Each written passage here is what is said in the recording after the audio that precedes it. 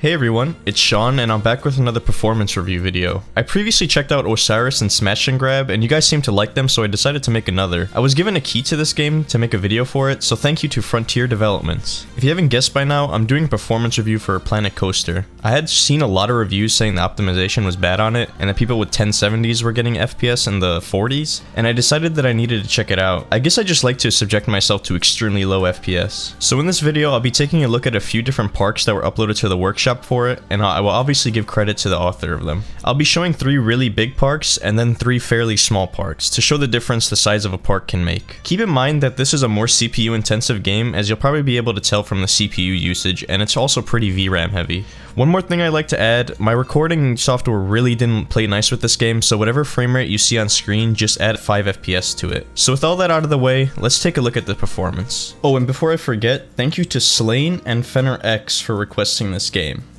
Taking a look at the settings menu, it actually has a very decent amount of settings that you can tinker with, but for this video, I'll be focusing on the presets. I chose to skip the low preset and just use the lowest preset because visually, they pretty much look identical and it would kind of be a waste of time to show both. On screen is just me showing the 4 different presets and also showing the resolution I'm running it at, along with the display mode, which is full screen. So the first park in the batch of large parks is called Suzaku and it's by Silverette. It's a fairly big park with a lot of architecture, rides, and vegetation, and you'll notice the FPS is really low at anything higher than the lowest and medium settings. I really wouldn't bother playing at lowest settings because it looks really bad and it's hard on the eyes. So I feel that since medium is playable, I would at least go for that since at least it has shadows.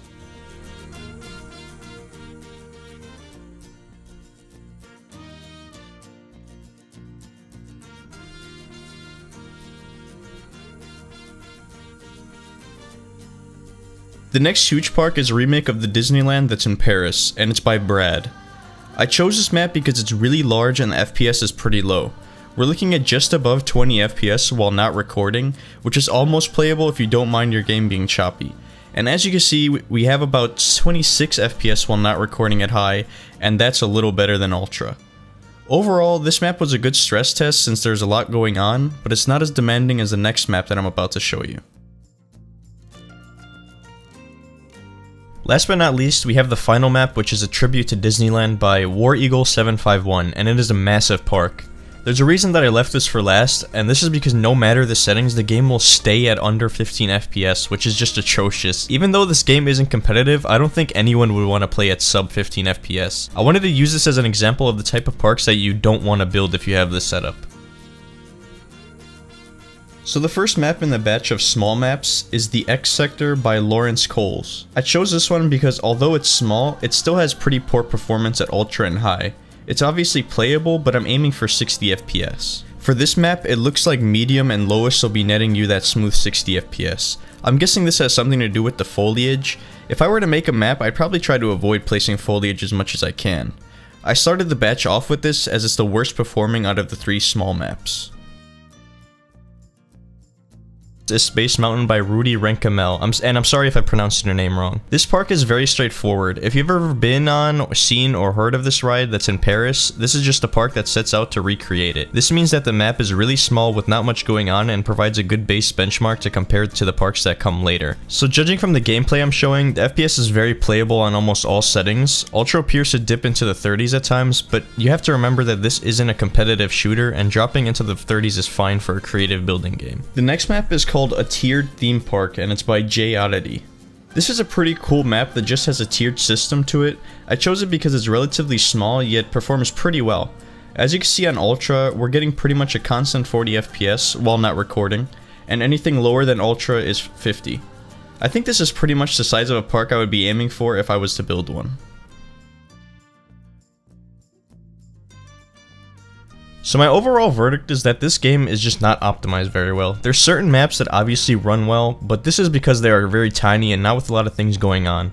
I don't know about you, but when I build, say, a city in City Skylines, I don't want it to be small, I want the thing to be massive. And also, this applies to this game as well.